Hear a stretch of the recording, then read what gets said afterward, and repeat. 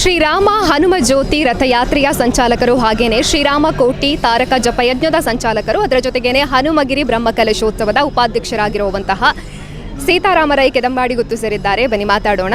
ನಮಸ್ತೆ ಸರ್. ನಮಸ್ತೆ ಮೇಡಮ್. ಬ್ರಹ್ಮಕಲಶೋತ್ಸವದ ದಿನಾಂಕ ಘೋಷಣೆಯಾದಂದಿನಿಂದ ಇಲ್ಲಿಯವರೆಗೆ ಅವಿರತವಾಗಿ ಶ್ರಮಿಸಿದ್ದೀರಾ. ಪ್ರತಿಯೊಂದು ಹಂತದಲ್ಲಿ ಕೂಡ ರಥಯಾತ್ರೆ ಬರುವಂಥ ಸಂದರ್ಭದಲ್ಲಿ ನಾವು ನೋಡಿದ್ದೀವಿ ಯಾವ ರೀತಿಯ ಬಿಸಿಲು ಅನ್ನೋದನ್ನು ಲೆಕ್ಕಿಸದೆ ನೀವು ರಥಯಾತ್ರೆಯ ಜೊತೆಗೇನೆ ಇದ್ರಿ ಸರ್. ಹಾಗಾಗಿ ತುಂಬಾ ಶ್ರಮ ವಹಿಸಿದ್ದೀರಾ. ಈ ಹೊತ್ತಿಗೆ ವೈಭವದಿಂದ ಬ್ರಹ್ಮಕಲಶೋತ್ಸವ ನಡೀತಾ ಇದೆ. ಇದು ಸಾರ್ಥಕ ಅನ್ನುವಂಥ ಹೊತ್ತು.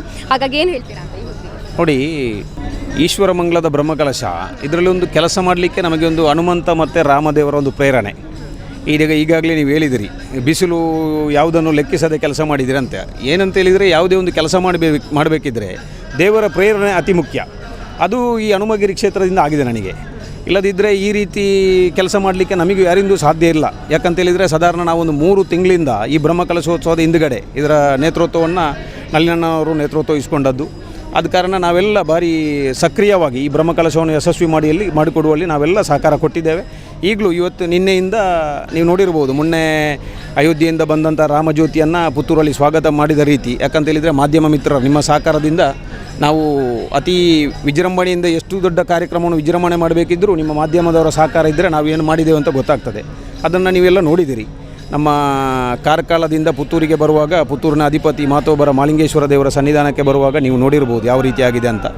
ಆನಂತರ ಅಲ್ಲಿಂದ ನಾವು ಗ್ರಾಮಕ್ಕೆ, ಅದರಲ್ಲೂ ವಿಶೇಷ ಏನಂತೇಳಿದರೆ, ನಮ್ಮ ಅಯೋಧ್ಯೆಯಿಂದ ಬಂದಂಥ ಹನುಮರಾಮ ಜ್ಯೋತಿ ಗ್ರಾಮಕ್ಕೆ ಹೋಗುವಾಗ ನಾವು ಸಮಿತಿಯವರು ನೆನೆಸಿರಲಿಲ್ಲ ಈ ರೀತಿಯ ಒಂದು ಸ್ಪಂದನೆ ಸಿಗ್ಬೋದಂತ. ಯಾವ ರೀತಿಯ ಒಂದು ಸಿಕ್ಕಿದಂತೇಳಿದರೆ, ನಮಗೆ ಪ್ರತಿ ಗ್ರಾಮದಲ್ಲೂ ಒಂದು ಗ್ರಾಮ ಸಮಿತಿ ಮುಖಾಂತರ ಒಂದು 200-250 ಜನರ ಸ್ವಾಗತ. ಅದು ಸ್ವಾಗತ ಅಂತೇಳಿದರೆ ಅಷ್ಟು ವಿಜೃಂಭಣೆಯ, ಅಷ್ಟು ಅದ್ಧೂರಿಯ.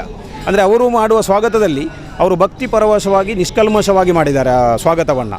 ಅಷ್ಟು ಚಂದದಲ್ಲಿ ಕಾರ್ಯಕ್ರಮವನ್ನು ಅವರು ಗ್ರಾಮ ಸಮಿತಿಯ ಮುಖಾಂತರ ಆಯೋಜನೆ ಮಾಡಿದ್ದಾರೆ. ಮತ್ತೊಂದು ವಿಶೇಷ ಅಂತ ಹೇಳಿದರೆ, ರಾಮದೇವರಿಗೆ ನಾವು ನೆನೆಸಿದಾಗೆ ಎಲ್ಲ ಕಡೆ ಒಂದು ನಾವು ರಥಯಾತ್ರೆಯನ್ನು ಕೊಂಡೋಗುವ ಸಂದರ್ಭದಲ್ಲಿ ಎಲ್ಲ ಕಡೆ ಪ್ರಸಾದದ ವ್ಯವಸ್ಥೆ ಆಗಲಿ, ಹೂವಿನ ಅಲಂಕಾರ ಆಗಲಿ, ರಾಮನಿಗೆ ಅರ್ಪಣೆ ಆದಂಥ ಹೂವಿನ ಒಂದು ಲೆಕ್ಕಾಚಾರ ನೋಡಿದರೆ ಅದು ಹೇಳಲಿಕ್ಕೆ ಸಾಧ್ಯ ಇಲ್ಲ. ಆ ರೀತಿಯ ಒಂದು ವಿಜೃಂಭಣೆಯ ಇದಿತ್ತು ಕಾರ್ಯಕ್ರಮ ಊರಿನಲ್ಲಿ. ಮತ್ತು ರಾಮಜ್ಯೋತಿಯ ವಿಶೇಷ ಒಂದು. ಮತ್ತು ನೋಡಿ, ಮೊನ್ನೆ ದಿವಸ ಹೊರಕಾಣಿಕೆ ಕಾರ್ಯಕ್ರಮ ನೀವು ನೋಡಿರ್ಬೋದು. ಅದೊಂದು ದಾಖಲೆ ಪ್ರಮಾಣದ ಹೊರಕಾಣಿಕೆ ಆಗಿದೆ. ಅದರಲ್ಲೂ ಅಷ್ಟೇ ರಾಮನ ಹನುಮನ ದಯೆ ಇಲ್ಲದಿದ್ದರೆ ಆ ಹೊರಕಾಣಿಕೆ ಅಷ್ಟು ವಿಜೃಂಭಣೆಯಿಂದ ನಡೆಯಲಿಕ್ಕಿಲ್ಲ.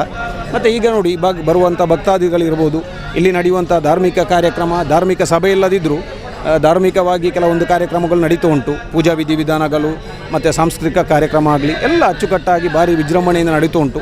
ಎಲ್ಲರ ಊರಿನವರ ನಮ್ಮೆಲ್ಲರ ಸಹಕಾರದಿಂದ ಈ ಹನುಮಗಿರಿಯ ಬ್ರಹ್ಮಕಲಶೋತ್ಸವ ವಿಶೇಷವಾಗಿ ನಡೀತಾ ಉಂಟು. ಎಲ್ಲರೂ ಭಾಗವಹಿಸಬೇಕಂತ ನಮ್ಮ ನಿರೀಕ್ಷೆ. ಅದರಲ್ಲೂ ನೋಡಿ, ನಾವು ಪುತ್ತೂರು ತಾಲೂಕನ್ನು ಸಂಪರ್ಕ ಮಾಡಿ ನಿನ್ನೆ ದಿವಸ ನಮ್ಮ ಈಶ್ವರ ಮಂಗಳದ ಹನುಮಗಿರಿಯ ಪಕ್ಕದ ಊರಿಗೆ ನಾವು ಪಾದಾರ್ಪಣೆ ಮಾಡುವಾಗ ಈ ಈಶ್ವರ ಮಂಗಳದ ಭಾಗದ ಜನರ ಒಂದು ಸ್ಪಂದನೆಯ ರೀತಿಯೇ ಬೇರೆ. ಅಂದರೆ ಅಷ್ಟು ವಿಶೇಷವಾಗಿತ್ತು. ನಮಗೆ ಒಂದು ದಿವಸದಲ್ಲಿ ನಾವು ನೋಡಿದ ಪ್ರಕಾರ ರಾಮನಿಗೆ ಹನುಮನಿಗೆ ಆಗಲಿ ಒಂದು 25 ಬುಟ್ಟಿಗಿಂತ ಹೂವಿನ ಮಾಲೆ ಬಿದ್ದಿದೆ. ಅಷ್ಟು ವಿಜೃಂಭಣೆಯ ಸ್ವಾಗತ. ಅದೊಂದು ಹೇಳಲಿಕ್ಕೆ ನಮಗೊಂದು ಭಾರಿ ಹೆಮ್ಮೆಯ ವಿಚಾರ.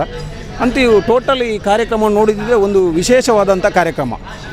ಇಷ್ಟೆಲ್ಲ ಈ ಸಂದರ್ಭದಲ್ಲಿ ಇದನ್ನು ಹೇಳಲಿಕ್ಕೆ ಇಚ್ಛೆಪಡ್ತೇನೆ. ಅದರೊಟ್ಟಿಗೆ ನೋಡಿ, ಈಗ ನಾಳೆ ನಡೆಯುವಂಥ ಕೋಟಿ ರಾಮತಾರಕ ಮಹಾಯಜ್ಞ, ಅದು ಭಾರಿ ಸಾಧಾರಣ ಒಂದು 11-12 ಸಾವಿರ ಜನ ಜಪಯಜ್ಞಕ್ಕೆ ಕೂತುಕೊಳ್ಳುವಂಥ ವ್ಯವಸ್ಥೆಯನ್ನು ಮಾಡಿದ್ದೇವೆ.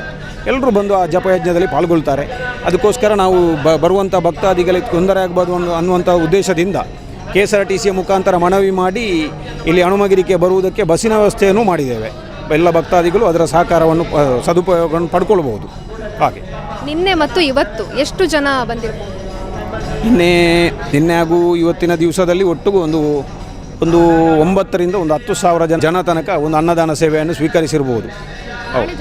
ನಾಳೆ ಬರ್ಬೋದು ಮೇಡಮ್. ನಾಳೆ ಅಂದರೆ ಕೋಟಿ ರಾಮತಾರಕ ಜಪಯಜ್ಞ, ನಾಡಿದ್ದು ಬ್ರಹ್ಮಕಲಶೋತ್ಸವ ಅಂತೂ ಭಾರಿ ವಿಜೃಂಭಣೆಯಿಂದ ನಡೆಯುವಂಥ ಕಾರ್ಯಕ್ರಮ. ಸುದ್ದಿ ಚಾನಲ್, ಕ್ಷಣ ಕ್ಷಣದ ಸುದ್ದಿಗಾಗಿ.